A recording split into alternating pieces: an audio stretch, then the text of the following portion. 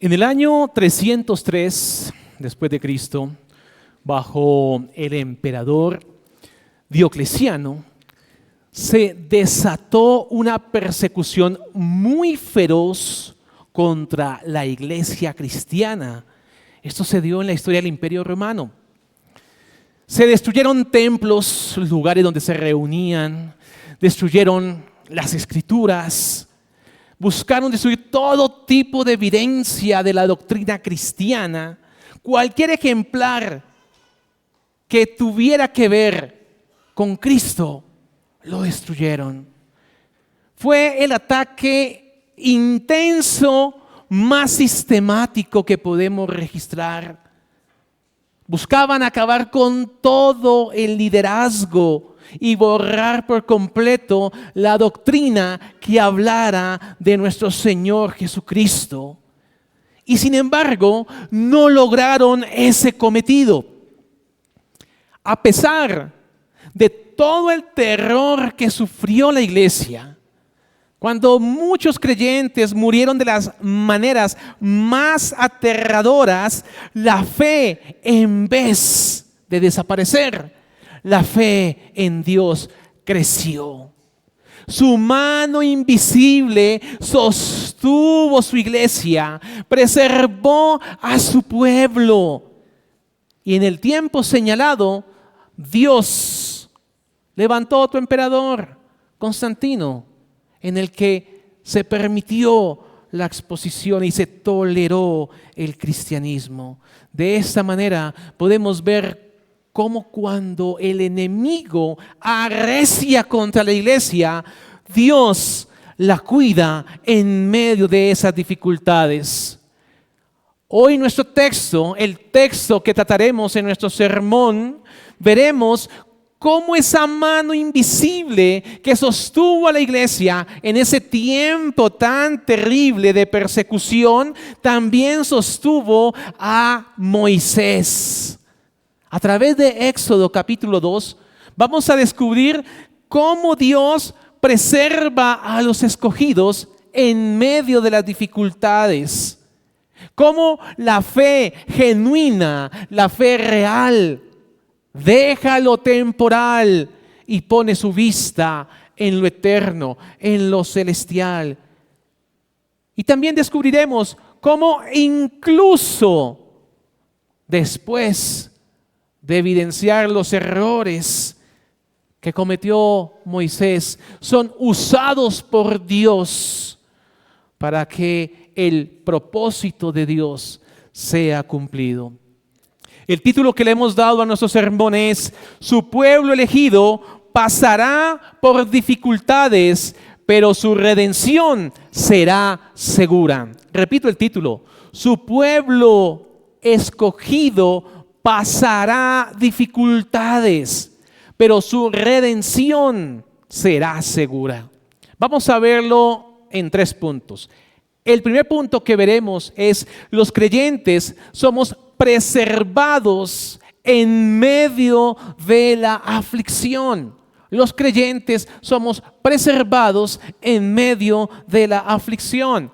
El segundo punto que veremos es: los creyentes somos llamados por Dios para vivir por fe mirando lo eterno. Y por último veremos: los creyentes, aún con fallas, somos moldeados para su propósito. Vamos a entrar a nuestro primer punto. Los creyentes somos preservados en medio de la aflicción.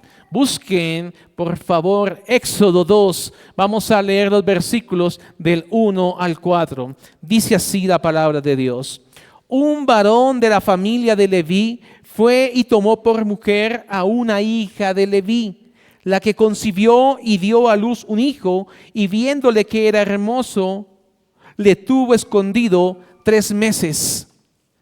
Pero no pudiendo ocultarle más tiempo, tomó una arquilla de juncos y la calafateó con asfalto y brea, y colocó en ella al niño, y lo puso en un carrizal a la orilla del río. y una hermana suya se puso a lo lejos para ver lo que le acontecería.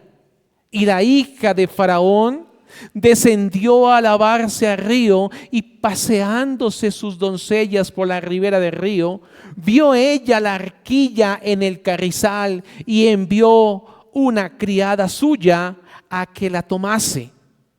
Cuando la abrió, vio al niño, y he aquí que el niño lloraba, y teniendo compasión de él, dijo: de los niños de los hebreos es este. Entonces su hermana dijo a la hija de Faraón: ¿iré a llamarte una nodriza de las hebreas para que te críe este niño? Y la hija de Faraón respondió: ve. Entonces fue la doncella y llamó a la madre del niño. Mis hermanos, para ilustrar este primer punto, debemos pensar en lo siguiente, o hacernos la siguiente pregunta. Dios nos preserva incluso antes de nuestra conversión, antes de que le conozcamos. Consideremos el testimonio de algunos de nosotros. ¿Estaba Dios obrando en nuestra vida antes de haber sido transformados por la gracia y abrazar a Cristo? ¿Estaba Dios obrando previamente? Pues la respuesta que debemos tener es un rotundo sí. Dios estaba obrando en nosotros antes de nuestra conversión. ¿Por qué razón? Porque si usted pone un retrovisor a su vida y usted mira hacia atrás, usted va a evidenciar de cuántas cosas Dios lo guardó, de cuántos peligros Dios le guardó en momentos difíciles donde tal vez su vida estaba en riesgo. Dios protegió su vida porque Dios cuida a su pueblo.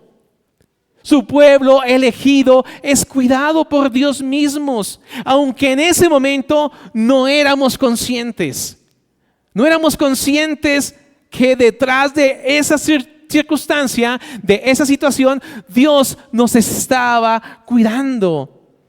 Esas pequeñas bendiciones ocurrieron, pero tal vez algunos no las pueden traer a memoria. Pero imaginemos lo siguiente. Imagínese enfrentarse a un río, a un caudal que sube repentinamente. Las personas que tal vez van al campo o son de campo saben que cuando los ríos, cuando llueve, el río viene con todo lo que encuentra en el camino y trae palos y trae todo y se sube de un momento a otro el caudal. Pero pensemos en ese momento y se viene todo ese río con toda su fuerza, con todo lo que recoge en el camino. Pero más tarde, sin saber, alguien lanza un lazo y ayuda a la persona que está en ese lugar. Aquellos momentos parecen de abandono, pero en realidad son actos providenciales de un rescatador. Y ya sabemos quién es el que le ha cuidado y el que le ha preservado. Así es, muchos de nosotros tenemos recuerdos de alguna situación en las que salimos ilesos. Recibimos tal vez alguna palabra oportuna, algún amigo, alguna amistad que Dios le rodeó a usted en algún momento de su vida. Es Dios quien le ha cuidado antes, previamente Dios le está guardando. Previamente Dios está allí trabajando en la vida de ese pueblo elegido. Dice la palabra de Dios: toda buena dádiva y todo don perfecto desciende de lo alto. Incluso antes de abrir los ojos a Cristo, antes Dios está allí cuidando. El relato de Éxodo, capítulo 2 del 1 al 10, revela que Moisés fue preservado de manera milagrosa. Su nacimiento fue preservado. Esta historia se debe entender no como un producto de la casualidad. Es Dios cuidando a su pueblo. Una obra que es plenamente directa de la providencia divina. Aquí vamos a empezar a tocar la fe de unos padres. Los padres de Moisés escondieron al niño, pero ojo mis hermanos, no lo escondieron solamente por amor a ese niño, sino por obediencia a Dios. Estos padres, al esconderlos, estaban exponiendo sus vidas, porque la orden era entregarlos. Exponían sus vidas a que de haber evidenciado a alguien que ellos les había nacido un hijo varón y no lo entregó sino lo escondió, exponían sus vidas, pero ellos por obediencia a Dios, de alguna manera que hoy no podemos entender con claridad, pero sí podemos saber que les fue revelado a esos padres que en ese niño Dios traía algo especial para su pueblo. La Escritura nos confirma que esta acción no fue una simple acción, ni fue un simple instinto de padres que aman a su hijo. No, fue por fe. Fue por fe. Dice la palabra de Dios, por la fe Moisés cuando nació fue escondido por sus padres por 3 meses y no temieron al decreto del rey. Eso lo ve usted en Hebreos capítulo 11, el versículo 23 y siguiente. La fe verdadera estaba actuando allí en medio de tan densa oscuridad para el pueblo. Eso lo hicieron sus padres, Amram y Jocabed. Arriesgaron sus vidas, pusieron sus vidas para obedecer a Dios. En medio de un decreto de muerte decidieron ir en obediencia y obedecer primero a Dios. Y como la fe no contradice los medios naturales, ellos hicieron su canastillo, pusieron al niño en esta arquilla y lo pusieron en el río. Y confiaron en que Dios haría el resto. Dios haría el resto, pero en fe lo hicieron. En fe lo hicieron. Esta historia es también una ilustración de un principio muy importante, que Dios protege a sus escogidos. Dios los protege a ellos aún antes de que le conozcan. Moisés, siendo un bebé, fue preservado por la mano invisible de Dios. Dios fue su cuidador. Miremos hacia atrás, reconozcamos los momentos en que fuimos librados por el Señor antes de venir a la fe. ¿Qué dice Jeremías? Con amor eterno te he amado. Ojo, por lo tanto te prolongué mi misericordia. Aquí describe la gracia infinita que recibe sus elegidos, su pueblo escogido. La gracia anticipada para sus elegidos. Una gracia anticipada. Si pensamos en la ubicación de aquella arquilla, que no fue solamente un acto de fe, ni fue que sus padres se desesperaron y ¿qué hacemos? ¿Qué hacemos? Metámoslo aquí y lancémoslo. No, fue un acto de fe. Eso dice la palabra de Dios. Poner al niño en el mismo río donde los otros niños estaban siendo entregados a la muerte por orden, decreto del rey.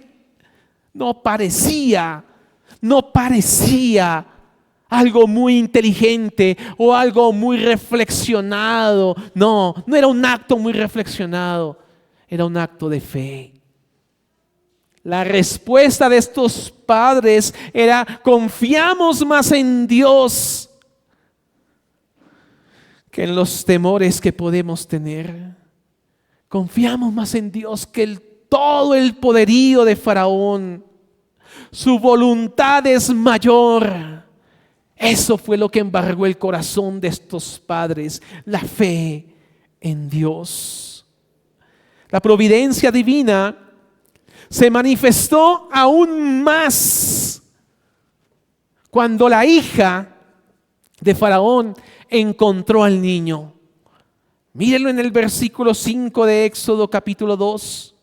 Y la hija de Faraón descendió a lavarse al río, y paseándose sus doncellas por la ribera del río, vio ella la arquilla en el carrizal, y envió una criada suya a que la tomase. Y cuando la abrió, vio al niño, y he aquí que el niño lloraba. Y teniendo compasión de él, dijo: de los niños de los hebreos es este. Entonces su hermana dijo a la hija de Faraón: ¿iré a llamarte una nodriza de las hebreas para que te críe este niño? Y la hija de Faraón respondió: ve. Entonces fue la doncella y llamó a la madre del niño. Hermanos, no fue casualidad que esta mujer bajara al río en ese preciso momento. Tampoco fue casualidad que el corazón de esta mujer se enterneciera y fuera movida a compasión. Tampoco fue casualidad, fue Dios. Fue Dios quien permitió que sucediera esto con esta mujer.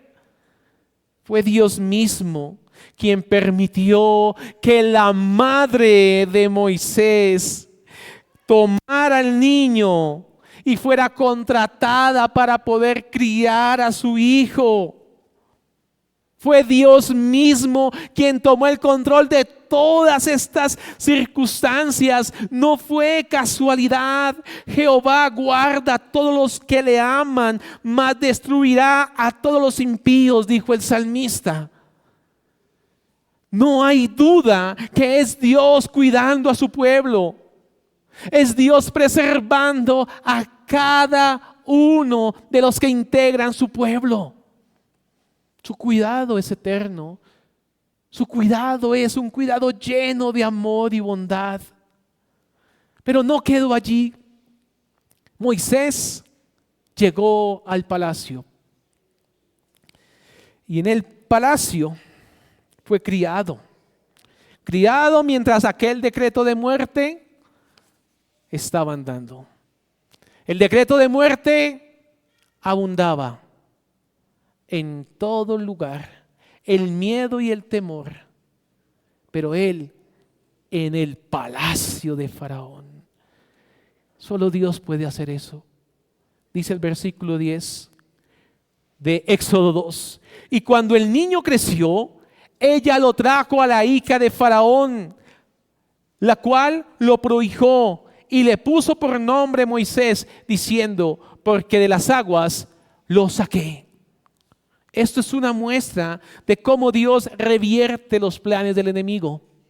El enemigo tenía decreto de muerte, pero Dios tomó ese decreto de muerte y lo usó para hacerlo parte de su plan. El mismo Faraón que quería exterminar a los israelitas, el mismo Faraón que quería desaparecer y que esa nación no siguiera creciendo, fue el mismo Faraón quien terminó dándole de comer a aquel que sería su libertador. Fue aquel quien terminó criándolo, enseñándolo, preparándolo como un libertador, educándolo con la mejor educación del entonces. Dios está en medio de ella, de aquella circunstancia. Dios hizo clarear la mañana allí. Permítame esta aplicación de lo que llevamos hasta el momento. Esta es una historia donde llama a la fe genuina.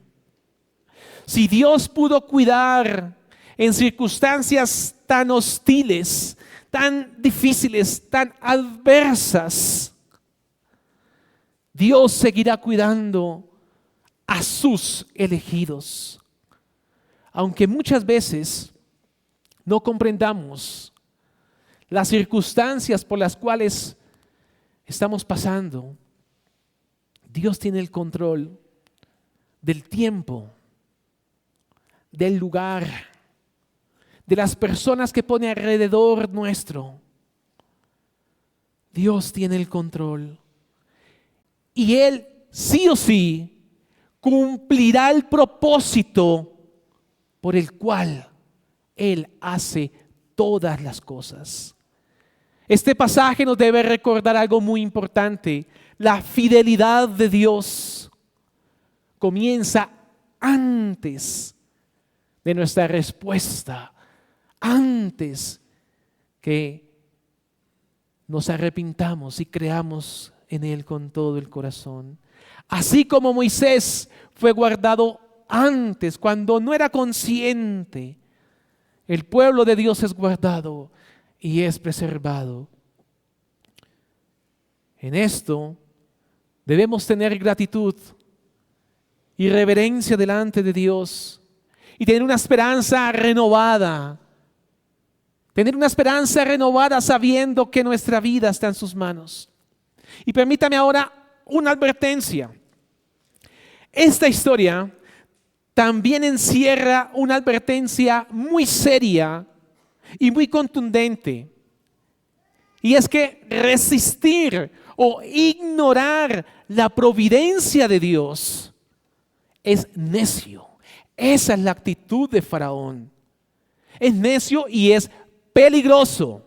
Rebelarse contra la providencia de Dios, rebelarse, irse en contra de lo que Dios ha ordenado y adoptar la actitud de Faraón es peligroso. Ir en contra del plan divino de Dios es peligroso para su vida. Todo aquel que se opone a los caminos del Señor y confía en su propio juicio, en su propia sabiduría, en su propio entendimiento de ver las cosas, se está encaminando hacia el juicio, hacia el juicio. No se puede tener fuera de vista las consecuencias de no ver la mano poderosa de Dios. Retomando nuestro sermón, Dios preservó a Moisés desde su nacimiento. También obró en él, en su corazón, para que cuando llegase a la madurez, tomara decisiones guiadas por la fe. El cuidado divino no solamente lo protegió a él externamente de morir o de ser lastimado, sino también trabajó con él internamente. Él internamente empezó a entender cuáles son las prioridades. Es allí donde tocamos nuestro segundo punto. Una fe verdadera, una fe genuina, no solamente observa el obrar de Dios, porque al percibir que hay cosas de las cuales ha sido guardado, la fe genuina percibe que esas circunstancias provienen de la mano de Dios. Y si no responde activamente a ese llamado, es peligroso. Moisés rehusó los privilegios del mundo de entonces. Eso nos lleva a nuestro segundo punto. Los creyentes somos llamados a vivir por fe, mirando hacia lo eterno. Dice un comentarista bíblico hablando de este punto y dice así: la vida de Moisés nos presenta una serie de antítesis notables. Rehusó ser llamado hijo de la hija de Faraón. Escogió antes ser afligido con el pueblo de Dios que gozar de los placeres temporales del pecado. Estimó como mayores riquezas el vituperio de Cristo que los tesoros de Egipto. Su elección fue deliberada, no una reacción emocional. Su fe lo capacitó para valorar lo eterno por encima de lo visible y pasajero. No fue guiado por el razonamiento humano ni por la conveniencia política, sino por una profunda convicción espiritual. Su vista estaba puesta en la recompensa y por eso abandonó la gloria presente por una esperanza futura. Hasta aquí la cita. Pongan sus ojos en el versículo 10 del capítulo 2. Y dice así la palabra de Dios. Y cuando el niño creció, ella lo trajo a la hija de Faraón, la cual lo prohijó y le puso por nombre Moisés, diciendo: porque de las aguas lo saqué. En aquellos días sucedió que, crecido ya Moisés, salió a sus hermanos y los vio en sus duras tareas, y observó a un egipcio que golpeaba a uno de los hebreos, sus hermanos. Entonces miró a todas partes y viendo que no parecía nadie, mató al egipcio y lo escondió en la arena. El Espíritu Santo nos revela detalles sobre todo lo que pasaba en el corazón de Moisés. Y les pido que ubiquen el texto, Hebreos 11, versículo 24. Todo creyente, así como Moisés, es llamado por Dios a vivir por fe y no por vista, a renunciar a lo terrenal y poner sus ojos en lo celestial. A eso está llamado todo creyente. La verdadera fe nos lleva a discernir que los placeres de este mundo son pasajeros, son efímeros, dejarán de ser, y que la verdadera riqueza, lo que verdaderamente lo llena, es el conocimiento del Santísimo. Y dice así la palabra de Dios: por la fe Moisés, hecho ya grande, rehusó llamarse hijo de la hija de Faraón, escogiendo antes ser maltratado con el pueblo de Dios que gozar de los deleites temporales del pecado, teniendo por mayores riquezas el vituperio de Cristo que los tesoros de los egipcios, porque tenía puesta la mirada en el galardón. Tenía los ojos puestos en el galardón. Sabía que abandonar todo lo que le prometía Egipto, para él era una bendición, porque tenía sus ojos puestos en el eterno. Y este llamado de abandonar lo terrenal para fijar los ojos en lo celestial no es un llamado para los grandes hombres solamente. Es un llamado para todo aquel que cree en Cristo, a abandonar lo terrenal y fijar los ojos en lo celestial. La Biblia nos llama a todos los hijos de Dios, a cada creyente, a aprender a rechazar lo que este mundo caído ofrece. Si lo aleja del propósito de Dios, la fe genuina va a llevar a esa persona a rechazarlo y a fijar los ojos en Cristo. Ese es un obrar del Señor en el corazón de su elegido. Esto implica que, pues, tomar diversas decisiones que van en contra de la cultura que se mueve en ese entonces, vivir en la esperanza eterna que es en Cristo, abrazar el reproche, abrazar el señalamiento, abrazar los no ascensos, abrazar tantas cosas que vienen por la fe, que vienen por no buscar el aplauso del hombre.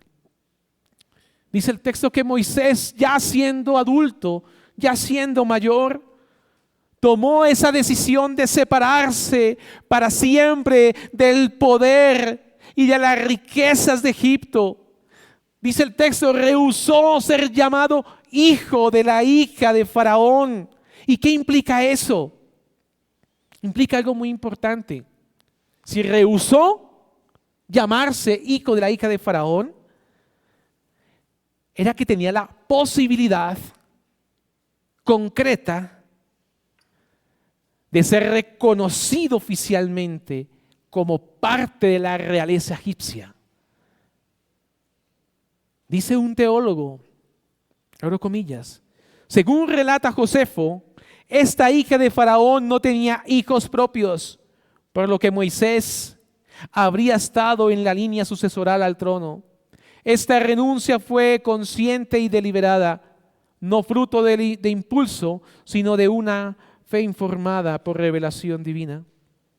Así que él decidió dejarlo a un lado. Tenía todo a sus pies. Rehusó. Si rehusó es porque tenía una propuesta clara, directa. Había convicción de que posiblemente podía alcanzar una posición muy importante allí, pero la rechazó porque tenía en sus manos una posición más importante. Sabía que por la fe su pueblo iba a ser bendecido. Él sabía que iba a ocupar un lugar más importante porque creía en lo que Dios iba a hacer.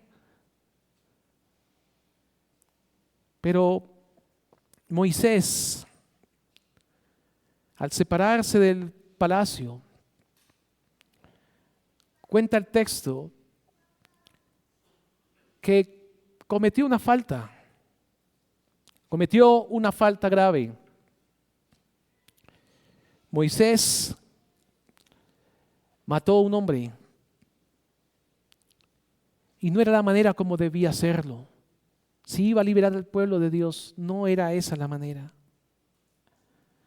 Pero antes de eso, ¿qué evidencia? Que Moisés ya había decidido ser maltratado con el pueblo de Dios antes de continuar en los deleites que tenía en Egipto. Ya había una marca en su corazón. Ya su entorno egipcio no lo llenaba. Él quería alinearse con sus hermanos hebreos que estaban sufriendo y que estaban padeciendo.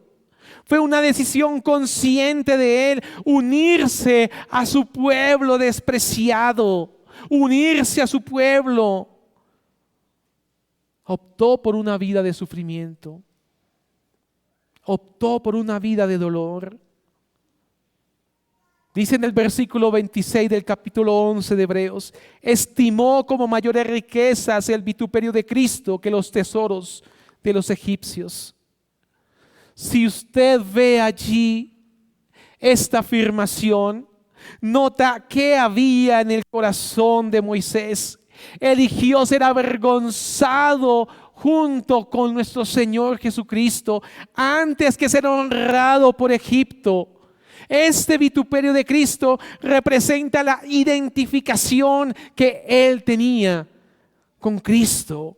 Moisés comprendió por medio de la fe que la gloria de Egipto era pasajera y que había algo mayor.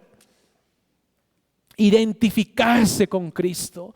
Eso es mayor que cualquier cosa. Identificarse con nuestro Señor Jesucristo. Moisés decidió y sabía que le implicaba dolor, sacrificio, desprecio, persecución, pero vio allí un privilegio mayor. Vio que seguir a Cristo y estar convencido de la palabra de Dios lo iba a llevar a honrar a Dios, y esa posición era mayor que cualquiera. Esa estimación no la hace cualquiera. Tiene que haber una operación de gracia en el corazón. Dice el apóstol Pablo, pero cuántas cosas eran para mí ganancia, Las he estimado como pérdida por amor de Cristo y las tengo por basura para ganar a Cristo. El Evangelio de nuestro Señor Jesucristo hace hoy un llamado, el llamado que recibió Moisés, a abandonar los tesoros temporales, abrazar las riquezas que están en Cristo. Hoy Dios, por medio de su palabra, hace un llamado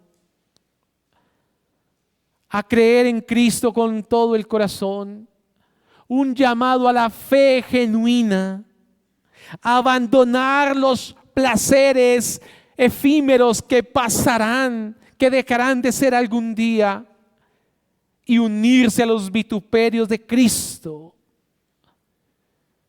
y honrar a aquel que vive para siempre.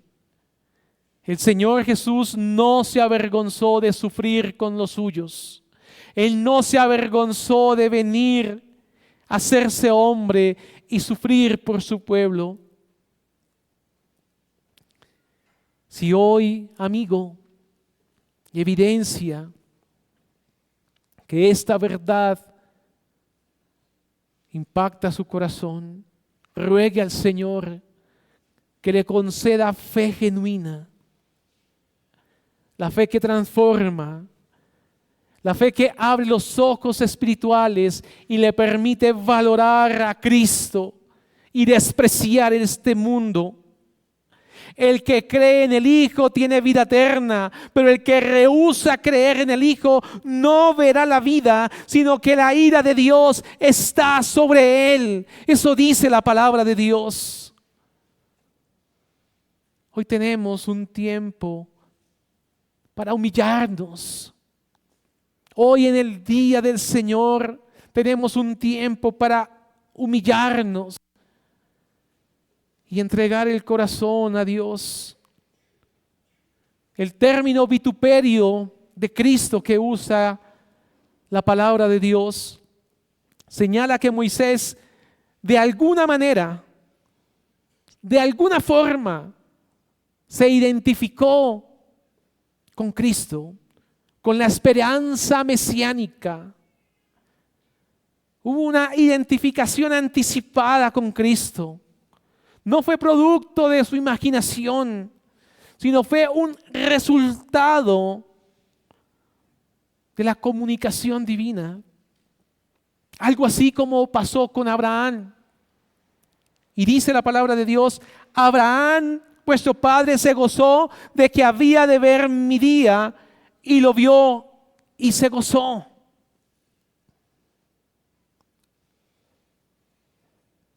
Este texto nos indica que Moisés actuó así, porque tenía su mirada puesta en el galardón. Eso lo reflejó el Espíritu Santo en Hebreos. Ahí lo mostró. Sus ojos puestos en el galardón. No buscaba una recompensa terrenal, sino el reconocimiento de parte de su Salvador. Toda esta serie de acciones que tomó Moisés son operación de la gracia de Dios. Y todas estas acciones son las que se esperan de todo aquel que va a Cristo con el corazón en la mano. Rehusar, escoger lo temporal, rechazar lo temporal, estimar a Cristo sobre lo terrenal, mirar a Cristo sobre lo terrenal.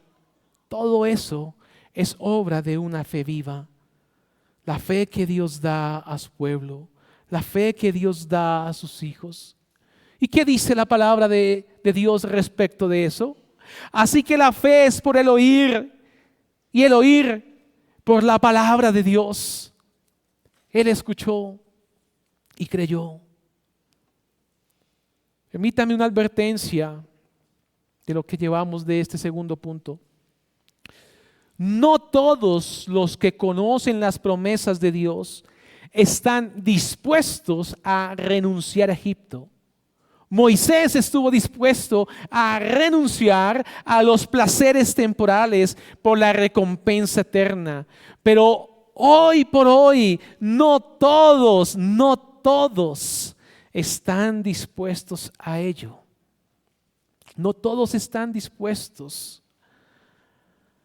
a valorar más a Cristo que lo visible de este mundo, lo cómodo que lo que es correcto, lo eterno que lo que es terrenal. El abandono es lo que nos llama el Señor. Esta es una advertencia solemne.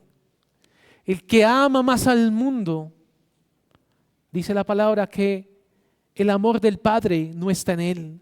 Aquel que ama obsesionadamente este mundo caído, seguro el amor del Padre no está en él. Necesita arrepentirse. No basta solamente con admirar la fe que tenía Moisés. Uy, sí, la fe de Moisés. No basta, es necesario seguir su ejemplo. Hermanos, los dos primeros puntos que hemos visto en nuestro mensaje son claves. Recordemos, el primero, que los creyentes enfrentamos múltiples dificultades, pero que Dios preserva incluso antes de conocerle, como sucedió con Moisés desde el nacimiento, guiándolo, guiando sus circunstancias, guiando a estas mujeres. La mano invisible de Dios estaba allí. En segundo lugar, vimos que, o aprendimos, que los creyentes estamos llamados a vivir por fe, estimando lo eterno por encima de todo lo visible de este mundo, con los ojos puestos en el galardón. Y así como la fe llevó a Moisés a rechazar todo lo terrenal y estimar lo eterno, también es muy necesario reconocer que Moisés falló. Estuvo lleno de fe, pero también falló. Y las Escrituras no ocultaron ese evento.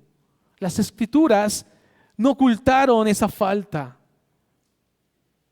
Mató al egipcio con sus propias manos y posteriormente fue rechazado por su propio pueblo. Eso nos introduce a nuestro tercer punto. Los creyentes, aún con fallas, somos moldeados para su propósito. Permítame una ilustración. Juan Marcos fue colaborador de Pablo y de Bernabé, pero Marcos cometió una falla. Cuando fue con Pablo, Marcos abandonó ese primer viaje misionero. Posteriormente, cuando al apóstol Pablo le sugirieron que fuera con Marcos, el apóstol Pablo rehusó, dijo no. Prácticamente dijo, es que Marcos es inútil. Marcos falló, pero no quedó allí. Marcos regresó al ministerio, convirtiéndose en un compañero fiel de Pablo. Tanto así que Pablo en Timoteo habla de que Marcos es lo mejor. Lo mejor. Recíbanlo. Recíbanlo. Marcos muestra, y Marcos escribió el Evangelio de Marcos. Marcos, al comienzo, cometió una falta y nos da un ejemplo muy grande. Ningún error es demasiado grande para frustrar el plan soberano que Dios tiene sobre sus elegidos, sobre su pueblo. Dios restaura, vuelve a direccionar, vuelve a orientar, hace que la vida de su elegido se vuelva a enfocar Eso es una muestra de su amor por su pueblo. Pongan sus ojos en Éxodo capítulo 2, versículos del 11 al 15. Dice así la palabra de Dios. En aquellos días sucedió que creció ya Moisés, salió a sus hermanos y los vio en sus duras tareas y observó a un egipcio que golpeaba a uno de los hebreos, sus hermanos. Entonces miró a todas partes y viendo que no parecía nadie, mató al egipcio y lo escondió en la arena. Al día siguiente salió y vio a dos hebreos que reñían. Entonces dijo al que maltrataba al otro: ¿por qué golpeas a tu prójimo? Y él respondió: ¿quién te ha puesto a ti por príncipe y juez sobre nosotros? ¿Piensas matarme como mataste al egipcio? Entonces Moisés tuvo miedo y dijo: ciertamente esto ha sido descubierto. Versículo 15. Oyendo Faraón acerca de este hecho, procuró matar a Moisés. Pero Moisés huyó delante de Faraón y habitó en la tierra de Madián. Entonces, mis hermanos, como dijimos al comienzo de este punto, aquí vamos a destacar la fidelidad de las Escrituras. No ocultó esta falta grave que cometió su siervo Moisés. Aunque era un hombre lleno de fe, actuó prematuramente al matar a este hombre egipcio. No fue guiado por revelación divina de que debía ir y matar al egipcio, no, sino fue su impulso carnal, natural, humano. Su celo no había madurado, su celo aún no había madurado. No estaba orientado en el plan divino de Dios. Si usted ve el texto en el versículo 12, dice: miró a todos lados, observó a todos lados antes de darle fin a este egipcio. Lo que revela que no actuaba por mandato de Dios, sino por temor a los hombres, el temor, el miedo al hombre. Esto muestra que Moisés no caminaba plenamente por fe, sino que dependía de su sabiduría carnal, de su prudencia carnal. Al observar, dependía de su vista. Y luego, la acción de ir y llevar el cuerpo y llenarlo y esconderlo en arena. Muestra su esfuerzo de cubrir sus propias faltas con sus métodos carnales, sus métodos humanos. No fue un acto de justicia. Fue la ansiedad carnal que tenía Moisés, ansioso carnalmente. La liberación del pueblo de Israel no debía comenzar de esa manera, con un asesinato. No. ¿Cómo debe empezar la liberación del pueblo? Pues debe empezar con plena obediencia a Dios. Dice la palabra de Dios: no es con ejército ni con fuerza, sino con mi espíritu, ha dicho Jehová de los ejércitos. El rechazo fue inmediato. Posteriormente, alguien le dijo: ¿quién te ha puesto por príncipe y juez sobre nosotros? ¿Quién te ha puesto? Aquí revela también que Moisés no tenía allí la autoridad divina de Dios. No la tenía. Hubo un rechazo de su pueblo también. No era el tiempo, no era el momento. No, el pueblo no tenía la disposición espiritual para recibirle a él. No era el tiempo, no le correspondía. Es cuando Dios dice el tiempo, y es solamente en su tiempo. El temor de Moisés ante el descubrimiento de su acto, y que Faraón lo supo, lo llevó a huir y se fue a la tierra de Madián, al desierto. Fue una reacción de miedo. Sin embargo, en la providencia divina, Dios tenía que ese miedo embargar al corazón de Moisés. y lo llevara a que Moisés huyera hacia el desierto. ¿Y qué dice el salmista? Te haré entender, te enseñaré el camino en que debes andar, sobre ti fijaré mis ojos. Es así como el Señor ha operado en sus siervos. Esta huida a Madián no fue accidental. Tampoco fue final y definitiva. No, tampoco fue así. Fue el inicio, el comienzo de una etapa. El comienzo de una etapa donde este hombre de Dios iba a recibir una formación, iba a ser tratado su corazón. Necesitaba ser moldeado de parte de Dios. Su carácter necesitaba ser tratado. Y su carácter necesitaba alejarse completamente de toda la influencia que le traía Egipto. Él estuvo muchos años en Egipto. Moisés debía aprender que la obra de Dios no se hace con esfuerzos humanos ni con métodos carnales. Su intento de liberar a su pueblo con la fuerza no era la manera como Dios había ordenado hacerlo. No necesitaba la fuerza, necesitaba era la obediencia a Dios. Se precipitó Moisés, sí. Cometió falta, desobedeció. No era la manera, pecó. Pero eso no anuló el propósito divino que Dios tenía con la vida de Moisés. Pero Moisés sí debía ser quebrantado antes de que Dios le levantara. El desierto de Madián no fue un castigo para Moisés. Sí, era un desierto, pero fue un lugar de preparación, de capacitación, de despojo, de entrenarse en la humildad, de entrenarse en no ser autosuficiente, de prepararse para depender únicamente de Dios.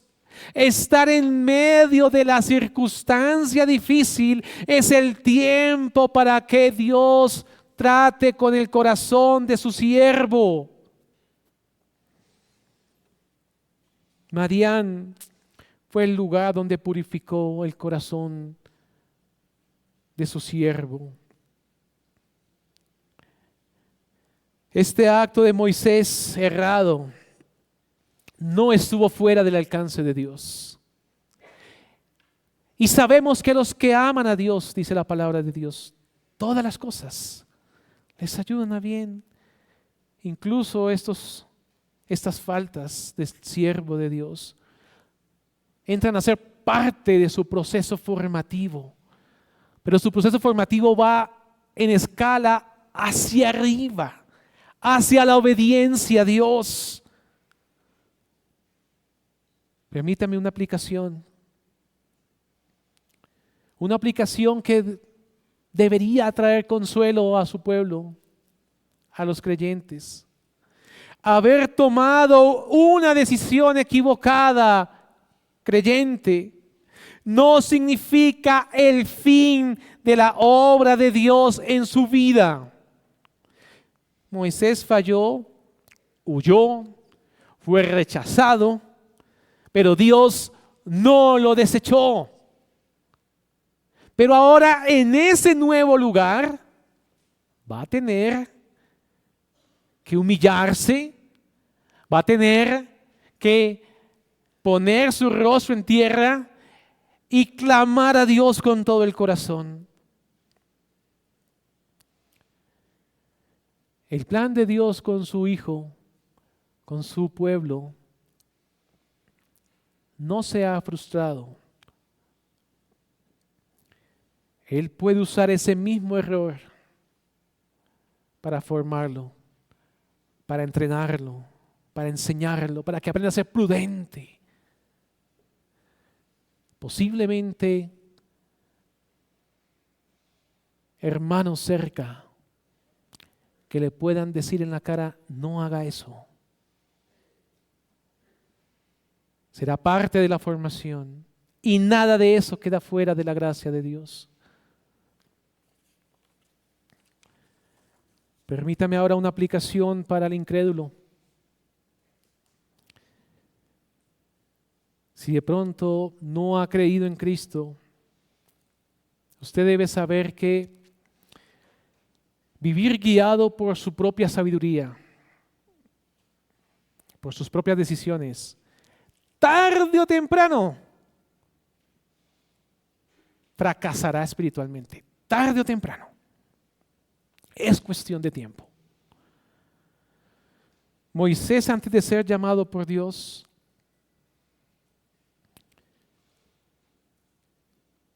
fue cuidado por Dios. Moisés también intentó hacer lo correcto. Pensó que matarlo al egipcio iba a ayudar. Actuó en sus fuerzas. Pero si Dios no hubiese intervenido allí,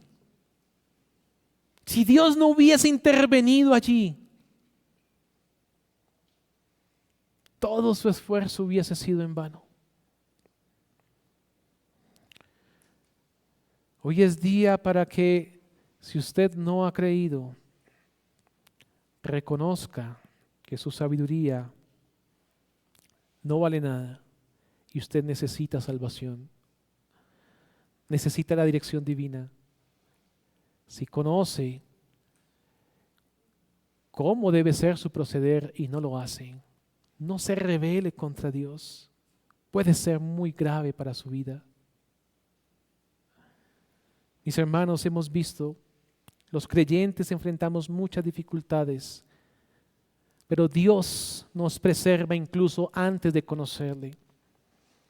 Vimos que los creyentes somos llamados a vivir por fe, renunciando a todo lo visible y abrazando lo eterno. Y vimos también que los creyentes pecamos contra Dios, pero Dios nos perdona y en su fidelidad se cumplirá su propósito. Quiero finalizar con estas palabras. Al ver cómo Dios preserva, guía y cumple su propósito en medio de toda circunstancia, respondamos con obediencia. No endurezcamos el corazón. No confiemos en nuestras fuerzas, sino sometámonos a su voluntad. Que la mano invisible no solo nos consuele, sino que nos impulse a caminar con reverencia y una entrega total a nuestro Señor. Oremos. Padre Celestial, Dios de toda gracia y misericordia, te agradecemos por hablarnos a través de tu santa palabra. Hemos visto tu mano invisible, Señor, obrando en la vida de Moisés, preservándolo desde su nacimiento, guiándolo con fidelidad durante su vida. Y en todo esto, cumpliendo el propósito por el cual tú te has trazado. A pesar de sus errores, se ha hecho lo que tú has ordenado. Y así será siempre en tu iglesia. Te pedimos, Señor, que esta verdad sea una realidad en nuestras vidas. Que confiemos en tu soberanía en medio de las dificultades, en medio de la crisis. Que caminemos por fe, no por vista, no en nuestra sabiduría carnal, mundana. Ayúdanos. Ayúdanos también a no olvidarnos de nuestros fracasos. Fracasos que formaron nuestros corazones y nos llevaron a ser humildes, nos llevaron a corregir nuestro proceder. Señor, te pedimos que tu palabra no quede solamente en información o en conocimiento, sino que transforme el corazón, que tu iglesia pueda ser fortalecida y que los que no han creído puedan ser transformados por el poder de tu palabra, de tu Espíritu. Te damos a ti la gloria, Padre, y lo hemos pedido todo en los méritos de Cristo Jesús y para tu gloria. Amén.